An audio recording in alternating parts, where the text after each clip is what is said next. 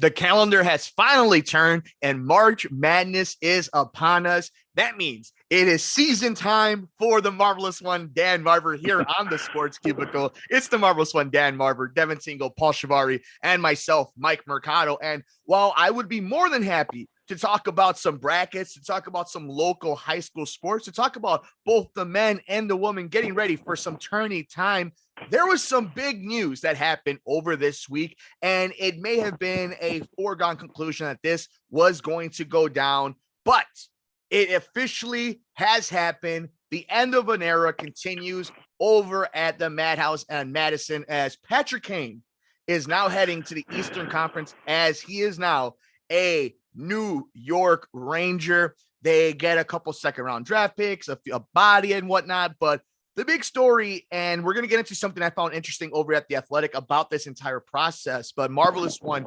someone who has done it all and might go down, maybe not for the longest time, but as of the time being until some other kids come up and finish taking his place, the best American-born hockey player of all time in the NHL, in my opinion. You got a Calder winner. You got a Conn Smythe winner. You got a Hart Trophy winner. This is somebody who's won 3 Stanley Cups, has hit the biggest goal in arguably the biggest goal in Blackhawks history. And it has happened. Now, you know, the time for Jonathan Toews, whenever that is, and we know how scary of a situation it's been for him health-wise, but Patrick Kane is now a New York Ranger. It really is the end of an era. And your thoughts when you heard this trade go through and that there will no longer be 88 at the United Center? Well, he's 34 years old. And he was the first pick overall in the 2007 draft, and he represented himself well with the Blackhawks, obviously. He represented the U.S. in the 2010 and 2014 Olympics as well, and out of Buffalo. So I thought he might become a Sabre, honestly. But in any event, they won the Stanley Cup, as you know, in 2010, 13, 15. Won the Conn Smythe in 13. Hart and Art Ross Trophy, scoring champion 2015, 16. So he definitely goes down in history as one of the greats. We were talking about Bobby Hull not long ago. He's up there with Stan Mikita, I think, Bobby Hull in terms of Blackhawk lore. Of course, Stan Mikita never played anywhere else, but Bobby Hull did. So it's not that unusual at the end of a career. Even, you know, you look at Brett Favre was in an unusual uniform at the end, and even I think Johnny Unitas might have been. But so it happens, you know. And it was, if he wants to be in a winning team, obviously he's not going to be doing that in Chicago right now. Even the Rangers, they're not the top team in the league, but they have a better record. So it's, you know, it was the right thing to do at this time, and hopefully what they got will pan out to be good for the long term, because you know, at this point, again, it's 34. You're towards the end of your career, but he's a great one in Blackhawk lore, no question about it. Yeah, I mean, I understand the fan base and a bunch of different, you know, emotions that the faithful of the Blackhawks and those that have stuck around since 2015, who have been there to watch all the different guys come and go. And, you know, we know how hard it is in the NHL to keep a roster together, but also this team wasn't winning. And it was time, maybe a few years ago, to pull this trigger and to really dismantle and try to look towards the future. And now they're trying to do that. And, you know, we can't ignore the fact that Patrick Kane had we talk about Bobby Hull. Patrick Kane had a very rough start. And it was something, you know, from the taxi cab situation to everything that happened in you know, some allegations. And, you know, I think for the most part, Patrick Kane has done a good job of kind of bouncing back and not, you know, keeping his nose clean and whatnot. But I do think it's important to tell the entire story that this was a dude who, it wasn't always easy. It wasn't always clean, but he persevered. And, you know, he continued to put in the hard work, and he was somebody who was must-see TV. And for a lot of people, he earned their trust back. And it's a shame that what happened since then, and we've seen, you know, all the reports of the hazing and what happened with the team doctor. And it's a shame that the dynasty, that the run kind of has to end like this. but it is just, I think, a time for Blackhawk fans, for Chicago fans to really reminisce on how for 10 years, right? For that time period of, let's even say from 2009, when they got to the conference finals against the Red Wings. From that time on until they beat Tampa Bay at home in the United Center to win their third Stanley Cup in 6 years, that it was Broadway. It was the show. It was the Beatles. It was the closest thing this city has ever seen since the 90s Bulls, because it wasn't just good teams. You know, the San Antonio Spurs were good teams. It was a team of superstars. And one of the superstars was an American-born player that was homegrown and drafted with other homegrown drafted guys.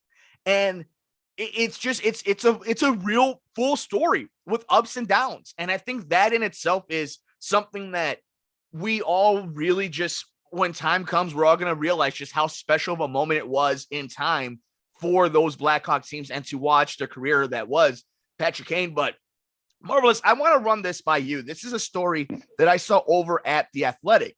This was by Mark Lazarus and Scott Powers, and it is called Inside the Patrick Kane Trade, How It Went Down and Why the Blackhawks Got So Little in Return. And I'm not even necessarily worried about the return, the haul, because in the NHL, you know, right now, everybody's tanking for the number one pick right now, although there is supposed to be a lot of talent in this year's draft from what some experts are saying. So it'll be interesting to see what happens with this team moving forward in the draft and how they put this roster together. But how we got here, I think, was even more fascinating. So I want to just read this part. Kane's surprisingly honest reaction to the Tarasenko trade, which seemed to rule out the Rangers as a potential destination for Kane, changed the dynamic.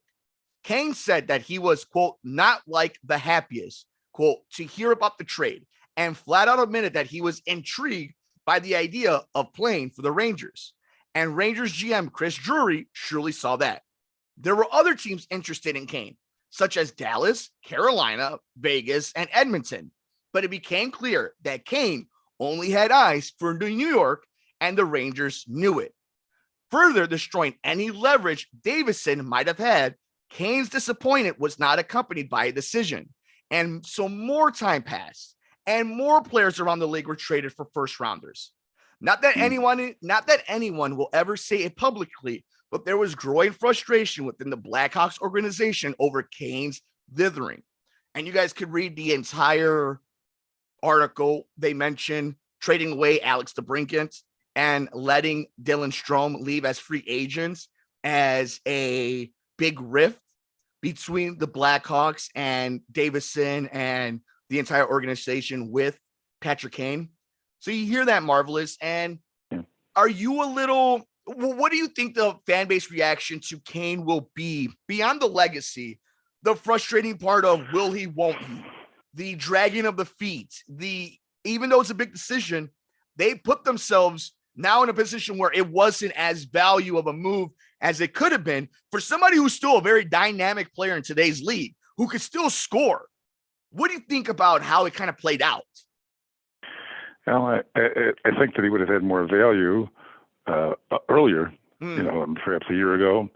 But the good news is that he won't be coming to the United Center again this year, so we won't know how he's right. how he's going to be honored or received, because they played their one game in December in Chicago. But I think that all in all, he'll be always thought of fondly. I mean, you were talking about he did have his accusations in the cab and the sexual assault and whatnot, but he was pretty much a good guy, and he was good with the media, and he was the face of the franchise with Taves for all those years, and 3 Stanley Cups, that's pretty good, I'd say. And so we'll always be part of Blackhawk lore. No question about it. And so here he has a chance to get to the playoffs, Stanley Cup playoffs this year, as the Rangers will, and the Blackhawks now have the second worst record in the league, only ahead of Columbus. But we'll always remember that goal against the Kings to win it. In fact, I think it was against Jonathan Quick, who just got moved from the Kings to the Golden Knights, but as a goalie. But that will always be sort of the move that we think of, like Jordan shoving Russell out of the way for his final shot.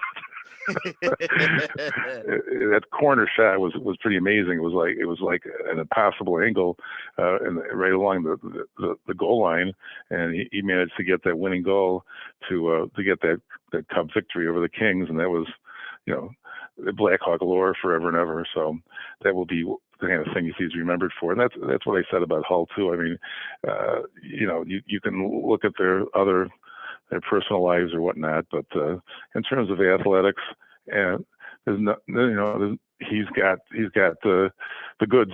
And I even go back. I talked to you before. I mean, Pete Rose should be in the Hall of Fame. I mean, it's the same kind of thing. I mean, now it's frigging gambling going on in baseball.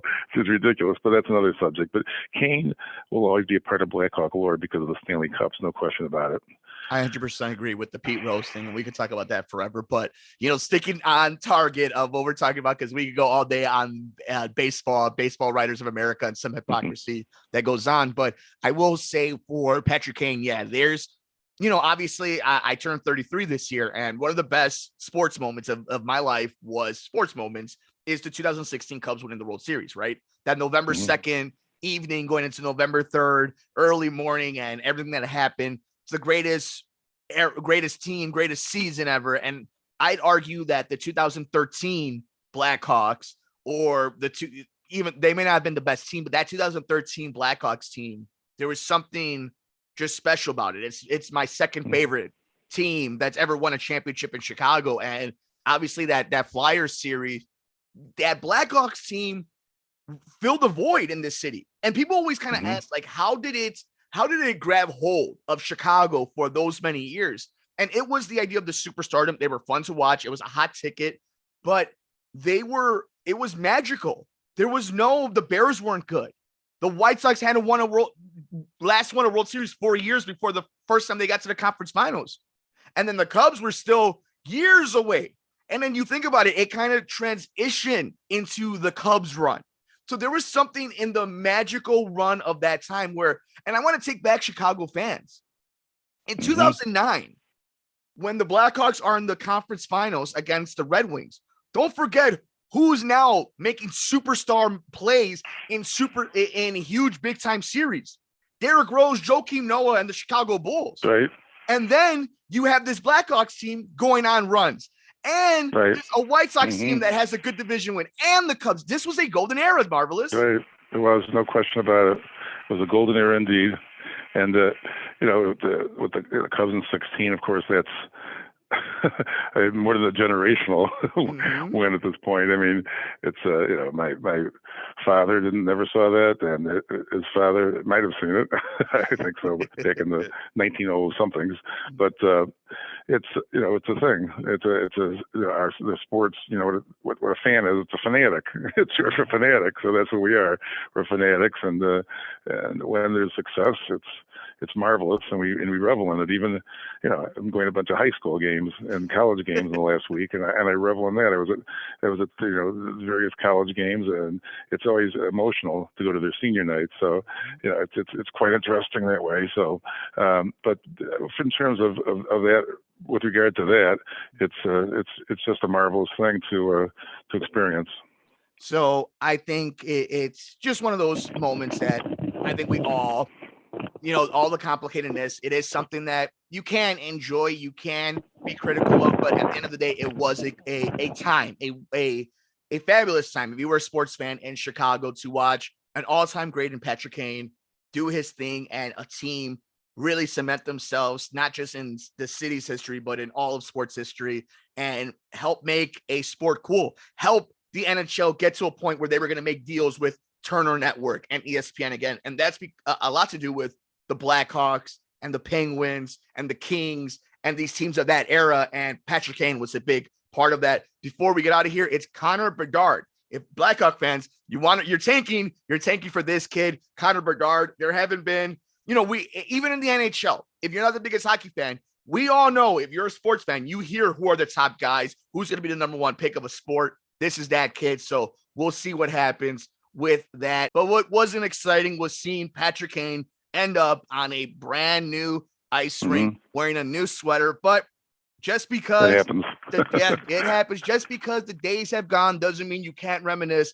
And it is a great time to reminisce about 10, 13, and 15, watching historic runs and historic teams. But we want to know your thoughts on the Patrick Kane trade as he is heading now to the New York Rangers. What did you think? Was it a little too soon, too early, too late?